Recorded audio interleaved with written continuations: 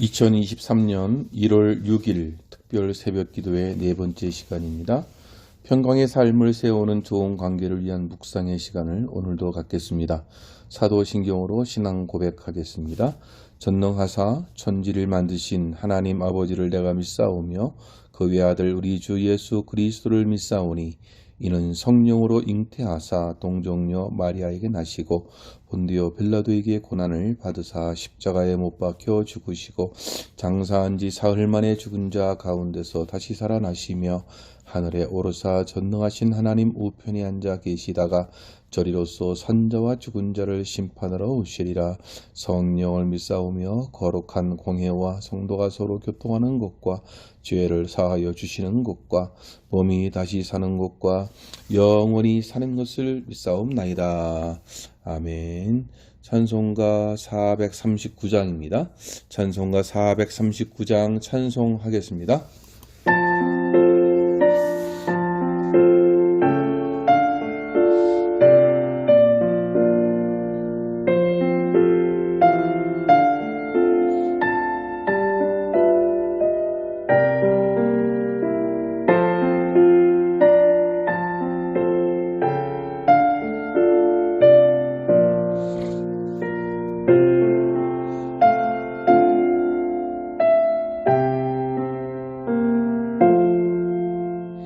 So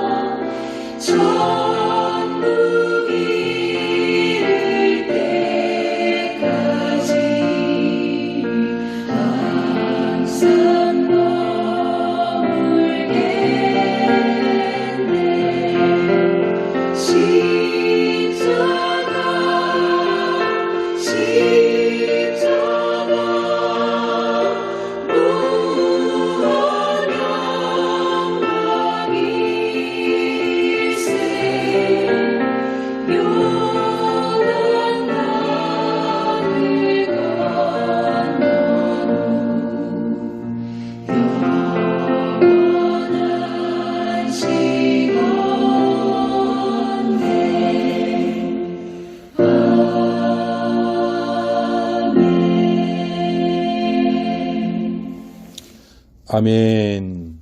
오늘 주실 말씀은 창세기 9장 20절에서 27절입니다. 창세기 9장 20절에서 27절까지 말씀 한 목소리로 말씀을 합독하겠습니다. 시작. 노아가 농사를 시작하여 포도나무를 심었더니 포도주를 마시고 취하여 그 장막 안에서 벌거 벗은지라. 가나안의 아버지 함이 그의 아버지 하체를 보고 밖으로 나가서 그의 두 형제에게 알림해 셈과 야벳이 옷을 가져다가 자기들의 어깨에 메고 뒷걸음쳐 들어가서 그들의 아버지의 하체를 덮었으며 그들이 얼굴을 돌이키고 그들의 아버지의 하체를 보지 아니하였더라. 노아가 술이 깨어 그의 작은 아들이 자기에게 행한 일을 알고 이에 이르되 가나안은 저주를 받아 그의 형제의 종들이 종이 되기를 원하노라 하고 또 이르되 셈의 하나님 여호와를 찬송하리로다. 가나안은 셈의 종이 되고 하나님이 야벳을 창대하게 하사 셈의 장막에 거하게 하시고 가나안은 그의 종이 되게 하시기를 원하노라 하셨더라. 아멘. 오늘은 비밀의 법칙에 대하여 나누겠습니다. 성숙한 인간관계는 서로 비밀을 간직하도록 도와주고 깊은 교제를 위해 서로 비밀을 드러내기도 합니다. 한 개인의 성장은 비밀을 간직함으로 시작됩니다. 그래서 성숙한 인간관계의 원리를 터득하려면 비밀의 법칙을 잘 이해해야 합니다. 사람은 성장하면서 비밀을 간직합니다. 아주 어릴 때는 비밀이 없습니다. 자녀를 키우는 부모는 이 말을 쉽게 이해할 수 있겠죠. 아무 비밀도 없는 자녀가 어느 날 학교에 다녀와서 학교에서 있었던 일을 말하려고 하지 않습니다. 자기만의 비밀을 간직하려고 합니다. 이때 부모가 느끼는 것은 실망감입니다. 아무 비밀도 없던 아이가 이제는 감춘다고 생각합니다. 심지어는 거짓말을 한다고 생각하고 다그칩니다. 비밀을 간직하는 순간 자녀가 이제 엄마의 그늘에 벗어나서 자기만의 세계를 갖는 성장의 첫걸음을 내딛는다는 사실을 모르기 때문입니다. 그래서 어떤 부모는 아이의 일기를 훔쳐봅니다. 아이 방을 정리하다가 보게 되었다고 합니다. 그러나 그것은 참으로 위험한 일입니다. 조심해야 할 일입니다. 성숙한 사람은 그 나름대로 비밀을 간직하고 있습니다. 또 다른 사람이 비밀을 갖도록 용납해 준다는 것입니다. 다른 사람의 비밀을 인정하는 것은 인간의 독립성을 존중하는 것입니다. 어른들의 문제는 자녀들이 가진 비밀을 알아내려고 비밀 정탐꾼이 된다는 것입니다. 부모들은 자녀들이 모르는 많은 비밀을 간직하면서도 자녀들이 비밀을 갖는 것을 견디지 못해 합니다. 그러나 우리는 때로 사랑하는 사람들끼리도 어느 정도의 비밀을 간직하도록 도와주어야 합니다. 우리는 다른 사람의 비밀을 존중해야 할 필요가 있습니다. 그래서 성숙한 사람은 서로의 비밀을 간직할 수 있도록 도와줄 뿐만 아니라 깊은 교제를 위해 서로의 비밀을 드러낼 수 있다는 것을 알아야 합니다. 창세기 9장은 비밀에 관한 문제를 다루고 있습니다. 노아는 홍수 후에 농업을 하여서 포도나무를 심습니다. 그리고 포도주를 마시고 취하여서 그 장막 안에서 벌거 벗었습니다. 오늘 20절, 21절을 보면 노아가 농업을 시작하여 포도나무를 심었더니 포도주를 마시고 취하여 장막 안에서 벌거 벗은지라고 하였습니다. 노아가 벌거 벗은 것은 그 아들인 이 함이 보게 되었습니다. 아비의 하체를 본 것입니다. 아비의 은밀한 것을 본 것입니다. 비밀을 알게 된 것입니다. 가나안의 아비 함이 그 아비의 하체를 보고 밖으로 나가서 두 형제에게 고하매 라고 했습니다. 함이 그 아비의 하체를 본 후 나가서 그 사실을 두 형제에게 알렸습니다. 그런데 그 비밀을 들은 두 형제는 함과는 다른 반응을 보입니다. 아비의 하체를 보지 않으려고 뒷걸음으로 들어가서 옷으로 아비의 하체를 덮었습니다. 그 얼굴을 돌이킨 채 아비의 하체를 보지 않았습니다. 23절에 셈과 야벳이 옷을 취하여 자기들의 어깨에 메고 뒷걸음쳐 들어가서 아비의 하체를 덮었으며 그들의 얼굴을 돌이키고 그 아비의 하체를 보지 아니하였더라고 했습니다. 함은 아비의 하체를 본 후에 그것을 형제들에게 폭로했습니다. 그러나 셈과 야벳은 하체가 드러났다는 사실을 알고 그 하체를 덮어 주었습니다. 수치를 감추어 주었습니다. 비밀을 간직하도록 도와주었습니다. 같은 사건에서 형제들의 반응이 달랐습니다. 노아가 술이 깬 후에 작은 아들 함이 한 일을 알고 그를 저주합니다. 그리고 셈과 야벳에게는 놀라운 축복을 합니다. 그것이 24절에서 27절까지의 말씀에 기록되고 있습니다. 함은 비밀을 드러냄으로 저주를 받았고 셈과 야벳은 아비의 비밀을 감추어 줌으로 축복을 받았습니다. 어떻게 보면 노아가 너무 극단적인 반응을 보인 것 같습니다. 그러나 창세기 9장에서 강조하는 메시지는 다른 사람의 수치를 감추어 주는 것이 아주 중요하다는 것입니다. 물론 노아도 잘못한 것이 있습니다. 포도주를 많이 마시고 수치를 드러낸 잘못입니다. 또한 자신의 수치를 드러낸 아들 함을 저주한 것도 그렇게 잘한 것 같지 않습니다. 그러나 여기서 우리가 배울 수 있는 교훈은 비밀과 인간관계가 밀접한 관계에 있다라는 것입니다. 비밀을 간직하고 비밀을 노출하고 비밀을 감추어 주는 것은 인간관계에서 아주 중요하다는 것입니다. 비밀을 알고 싶어하는 호기심에서 사실은 관계가 시작됩니다.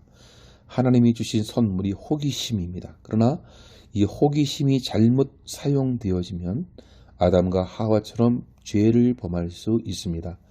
인간은 무언가 감추어진 것에 대해서 관심이 많습니다. 매력이 있다라고 하는 것은 감추어진 것이 뭔가 있다라는 거겠죠. 무엇인가 신비스러운 것이 있다는 것입니다. 우리가 누군가를 사랑하게 되면 어떤 차원의 사랑이든 그 사람에 대해서 매력을 느끼게 됩니다. 사랑의 매력은 비밀스러움에 있습니다. 그래서 너무나도 자신이 오픈되고 하게 되면 그 비밀스러운 매력이 사라지게 되는 거겠죠. 그래서 우리가 세상을 살아가면서 하나님이 주신 호기심이 있는데 이것을 잘 사용해야 한다는 것이죠.